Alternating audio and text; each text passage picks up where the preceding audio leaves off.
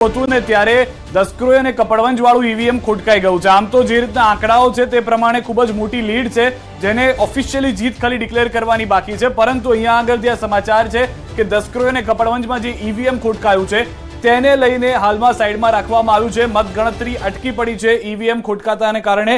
સાથે જ જે એજન્ટ છે બંને ઉમેદવારોને તે હજી પણ ત્યાં ઉપસ્થિત છે। મોટી સરસાઈ હતી 3.25 લાખ જેટલી કે જે બાકીના ઈવીએમ ખુલે તો પણ કપાય તેમ ન હતી કોંગ્રેસ માટે, છતાં હાલમાં પૂરેપૂરા પ્રયત્ન થઈ રહ્યા છે કે વોટ કાઉન્ટિંગ ફરી એક વખત શરૂ થાય। દીપકભાઈ, જે લુબનાની પણ વાત હતી અને બીજી એક વાત, જે એક મહત્વનો મુદ્દો રહ્યો, કદાચ આપણે આપણા કામની પણ વાત કરી, પાર્ટીની વાત કરી, પરંતુ હરિભાઈ બહુ મોટો મુદ્દો ઉઠાવ્યો, જે એક આખો પ્રચાર થયો હતો કે 400 બેઠક આવશે તો કદાચ લોકશાહીની અસર થશે, કેટલાક એવા મુદ્દાઓ પણ આવે તો બંધારણ બદલાઈ જશે, એ પણ અગેન્સ્ટમાં ગયું એવું આપને લાગી રહ્યું છે? એ સાચો પ્રચાર ખોટો પ્રચાર બીજી વાત છે, એ અગેન્સ્ટમાં ગયું?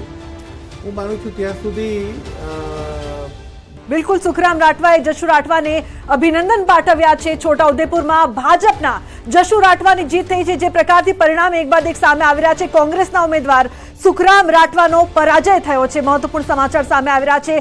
ભાજપ કોંગ્રેસના ઉમેદવારો એકબીજાને મળ્યા। જે પ્રકારથી સિદ્ધાર્થ, જેમ જેમ સમય જઈ રહ્યો છે તેમ તેમ પરિણામ છે એક બાદ એક સામે આવી રહ્યા છે। બોટાદથી ડીમુબેન 3,47,000 ની લીડથી આગળ ચાલી રહ્યા છે। ચંદનજી 1377 ની લીડથી આગળ ચાલી રહ્યા છે। અમિત શાહની અધધ લીડ 7,36,000 ની થઈ ચૂકી છે।